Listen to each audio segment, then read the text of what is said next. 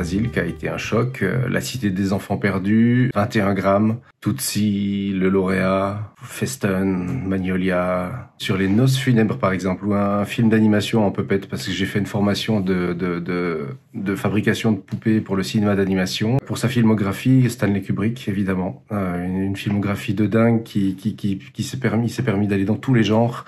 Et ça, je trouve qu'il il a jamais accepté qu'on l'enferme dans une case. Et ça, je trouve que c'est brillant. Fargo, saison 1. J'ai été bluffé par le niveau de perfection. Après, il y en a d'autres, plus sur l'émotion, comme Fleabag, que j'ai trouvé très très étonnant et très bien foutu.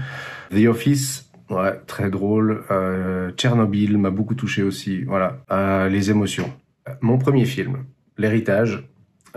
Il est loin d'être parfait, mais c'est un de ces projets dont on peut dire qu'on l'a fait parce qu'on savait pas que c'était impossible. Et en fait, c'est celui qui a ouvert la voie à tous les possibles ensuite. Je dirais que réaliser un premier long métrage et en être fier à l'arrivée, ça, je pense que ce serait pas mal. La gentillesse, mais dans le sens noble du terme. Je dirais que je sais être rassembleur, fédérateur. Leur fidélité. Je fais partie de ces gens qu'on dit multipotentialistes. Voilà, donc j'ai tendance à vouloir faire beaucoup de choses. Créer, raconter des histoires, que ce soit par des images dessinées, filmées, de l'illustration.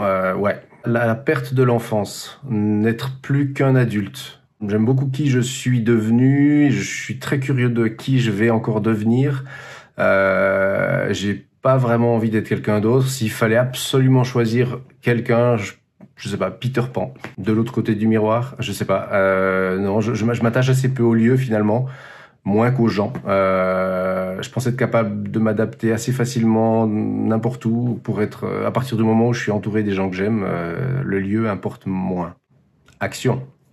T'inquiète, peut-être parce que j'ai des enfants, t'inquiète, ouais. Mais en fait, en général, quand on me dit « Ah, t'inquiète », ça fait plutôt l'effet inverse. Princesse Mononoke, j'aime énormément ce personnage. Je trouve que son mélange de fureur, d'enfance, de bienveillance et de protection de la nature, je trouve qu'on a vraiment besoin de héros comme elle aujourd'hui. Je pense que c'est celles qui sont pas le fruit de la paresse.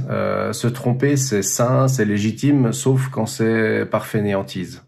Depuis que je suis tout petit, j'adorerais pouvoir respirer sous l'eau, créer avec le même sérieux qu'un enfant qui joue. Je suis optimiste, je me force à l'optimisme au quotidien. Je trouve ça fondamental pour être dans l'action. En fait, l'optimisme engendre l'action alors que le pessimisme pousse à l'apathie.